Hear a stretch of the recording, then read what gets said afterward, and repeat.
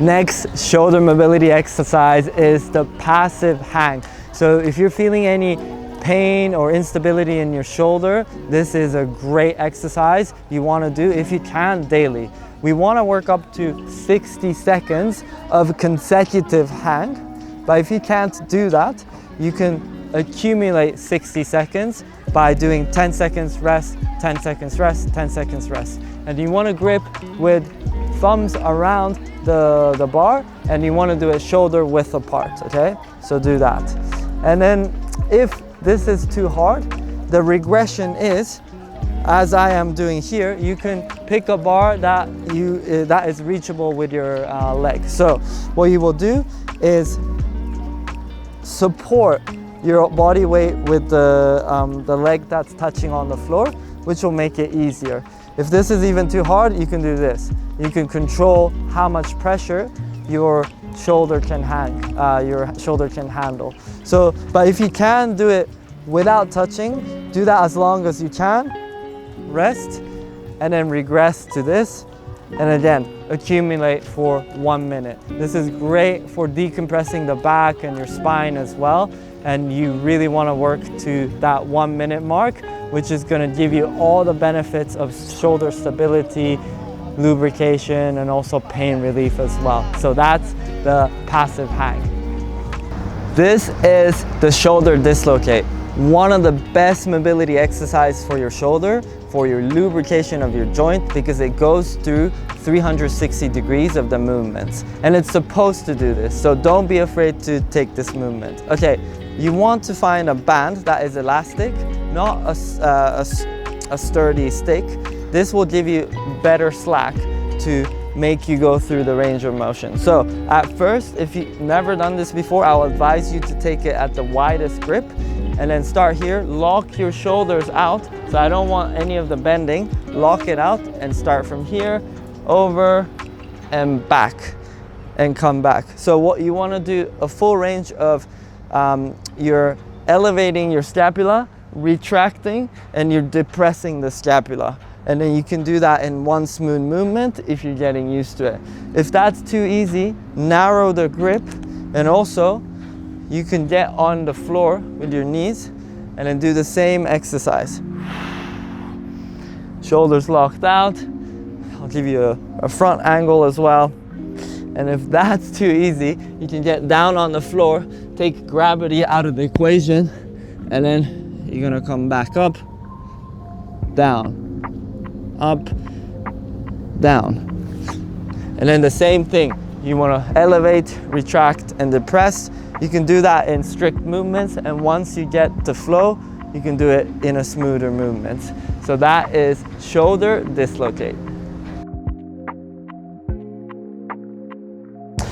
All right, this is called the Jefferson curl. It takes me back to me reading Tools of Titans from Tim Ferriss, where he introduces this exercise. But it is great for your spine mobility, and also stretches your hamstring as well. So what you want to do is grab a weight. I'm using 5 kilograms, and be on a chair or something that will elevate you. And what you want to do is you want to bend one vertebrae at a time, starting from your neck, and then your upper spine, and then eventually your lower spine, and then go down as low as possible. And then when you're going back, again, one vertebrae at a time. So your lower spine, mid spine, and back up. So the goal here is to use the weight that will actively pull you down, which is gonna give you a larger stretch and more tension. That was gonna actively increase your range of motion. Obviously, if you don't need a chair, because you're not going below the chair, you can start from a ground level and then do the same thing. Actively bend one vertebrae at a time to your lower spine, and then go down and back up. So anyone that has back pain or any spinal instability, the conventional wisdom is to keep your back straight, but you want to actually get the vertebrae bent. So that's gonna increase your mobility As long as you're not feeling any pain, as long as you're using weight that is not too small, this is going to really, or too heavy even, this is going to really help you increase that range of motion. So that is the Jefferson curl. This is the thoracic rotation. Great for your upper spine and a great progression for eventually the bridge that we are going to get into. So find a wall, and what you want to do is put the palm against the wall, and then we are going to rotate into almost a bridge position and use that meaty part of the palm as a pivotal point of rotation. So let me just show you. So you're going to start from here. You're going to rotate, you're going to touch the wall, and then almost get into a bridge position, rotating your hand. Now, as you can see, the finger is pointing backwards, and then switch, and then rotate out, and then come back. And now you start from the other hand. So rotate in, put your palm on the window or wall. Okay, get back into the bridge position, and then come back out and rotate. So some clients, they're doing this and this, and they don't complete the whole rep. Complete the whole rep. You're doing this, rotate, get into bridge position, don't stop here. Use the other hand, come back in, and rotate. So complete the whole range of motion, rotation, and come back. The regression to that is just doing it one side. So you're gonna start with here, the left hand. You're gonna rotate in, and then try to go as far as you can, and then you're gonna come back.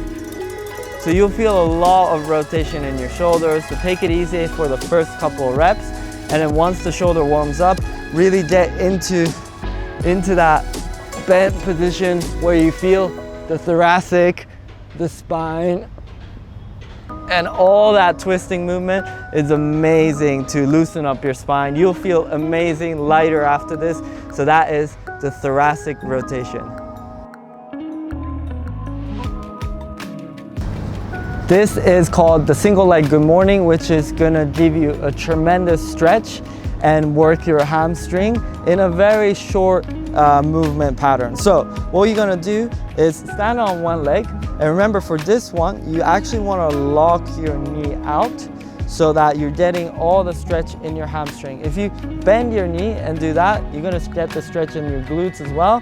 So we don't want that for this particular exercise. So lock your knee out, and then what you're gonna do is arch your back so that you can put your hands here so you can feel the arch, and then lift your leg up, and you are going to bend down, then bend down, try to keep it locked, and then when you feel the stretch, and if you can't go even deeper, and then if the arch starts to disappear, that's when you want to go back. So locked knee, single leg good morning, arch, arch, arch, arch, arch. When the arch disappears, come back. So do that for a prescribed number of reps. The key here is to keep it locked and then keep the balance, and then work only your hamstring, not your glutes. It's difficult. So the regression there is to put your leg onto the floor just for the support, okay? So lock out, and this might be easier for some of you. For me, this is a lot better. Keep your arch to the back so you can feel the arch, and then you're gonna progress backwards. So you don't have to focus on the balance, but you can really focus on that stretch of the hamstring. As you can see, I'm losing the arch here now, so that's the maximum length of hamstring, and I'm gonna contract the hamstring. Eccentrically load the hamstring, contract. Eccentrically load, contract. Do that for a prescribed number of reps, and your hamstring will be on fire. That is the single leg good morning. Another mobility exercise for your hamstring. This is called the hamstring walkout. So you want to get into a glute bridge position here. Don't let your hips sag. Try to maintain that high glute bridge. And then what you're gonna do is place your hands on the floor, and then you're gonna slowly, first lift up your toes so you're walking on your heels, and you're gonna slowly walk out as far as you can. and try to keep that hip as high as possible. And you might feel some cramp, but work through it. It's gonna get better, trust me. So try to keep that hip as high as possible. Walk out and stay here for a bit and come back out. So this is great for your back and your core, and obviously for your glutes and your hamstring.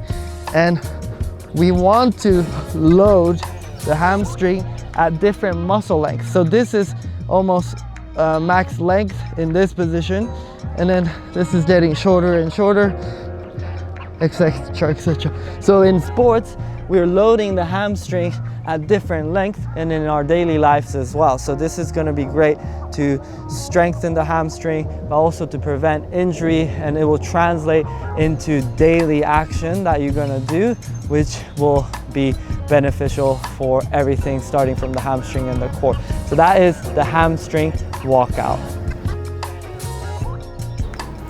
All right, next is gonna be the active pigeon stretch. When I learned this, it blew my mind. I love this one. So what you're gonna do is, again, get into a long lunge position.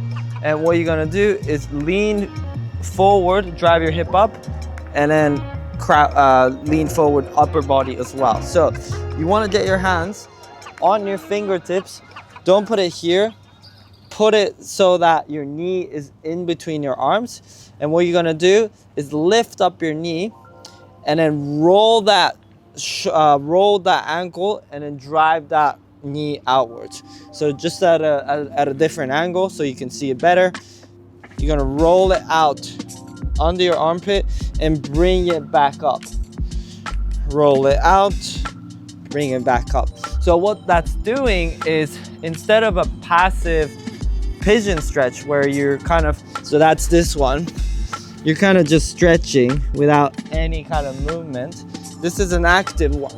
So your glutes is under tension, stretching at the same time, but you're actively contracting as well. So that's gonna help you. Remember the load, whether it be external load or the body weight load that you're putting on the part that you wanna stretch and get more flexible, is gonna help you get more range of motion. So you're gonna open up, back in, open up, back in. And after the prescribed number of reps, you're gonna hold it here for 10 seconds and come back up. You will feel the hip flexor stretching as well. If that's too difficult, you wanna get a chair. This is the regression. And what you wanna do is bring your leg flat to the chair, so like so, and then instead of moving your front leg, you're gonna move your back leg. So you're gonna be going down, up, down, up. So you're pulsing, or you're stretching it dynamically, but this time you're using that back leg. And then switch. So those are two variations for your pigeon, active pigeon, and I hope you enjoy it. Next is the horse stance squat. So similar to a sumo squat, but it is wider. So you're gonna assume a 5 horse stance width, and then your toes are pointing outwards. And then what you're gonna do is make sure that the knee follows that toe lineage. The alignment, it should be same with the knee and the toe. So what you want to think about is, as you drop down on your hip, you're extending or you're widening your adductors, and you're driving that hip knees outward. And imagine there's a pole going through you, and then you want to go align with that movement pattern. So you're going straight down, you're dropping your hips. So you should feel a stretch in your adductors, and this is just working your hips at a next level. And obviously, you want to go deeper and deeper each rep as your muscles and your joints warm up. So do that for a prescribed number of reps. If this is too hard, you can get a TRX or a pole in front of you to support you, so that you are just, you can offload some of your body weight when you're going down as well. If that's too hard, you can get a chair as well for support. And then maybe I'll give you a side angle so that you can do the same exact movement. You're getting the same stimulus, but you are offloading your body weight further by using this chair. You are gonna feel great after this. It's almost, you're working on the split, but getting stronger at the same time. And if you get really used to the movement, you can take it to the next level, carrying a goblet or a barbell. And yeah, that is the horse stance squat. All right, the next exercise is the wrist rock. So what you want to do for this is assume a plank position, high plank position, and then stack. When you get into the plank position, stack that shoulder and elbow and your wrist on top of each other. So it's a straight line, and externally rotate your shoulders so the crook is facing forward. All right, so get into the plank position. Everything stack on top of each other, externally rotate your shoulders so the crook is facing forward, and then you're gonna rock or even make a circle. So when you're making a circle, you should feel pressure on the back side of the wrist, the front side and the side. That is strengthening your ligaments and your tendons and the small muscles around your wrist. Okay, go the other way and do that for a prescribed number of reps. If that's too hard for you, what you're gonna do is start on your knees and lean forward and do the same movement for the prescribed number of reps. So again, it's doing the same, it's giving you the same stimulus, but at a lower resistance. So you wanna do it at your level. So pick one, that's 2 variations of the wrist roll, and that's it. Okay, now we are gonna work on our wrist mobility. So the idea here is to keep it dynamic, not passive and static like this. So assume, get on your knees onto the floor, and then point your fingers towards you. So you might, some of you might feel the stretch here already, but what you wanna do is lean back, drop the hip towards your heel so that you're actively stretching that and making it dynamic. So if you can go further, what you want to eventually do is, as the name suggests, palm peels. Peel that thumb and then the meaty part of the wrist, and then try to go as deep as possible. I can't do it now, but I'm working towards bringing that elbow all the way to the ground. So work on the range of motion that you have right now. And then if this is stretching a lot, you could come from here and back into the max stretch. So that is your palm peel.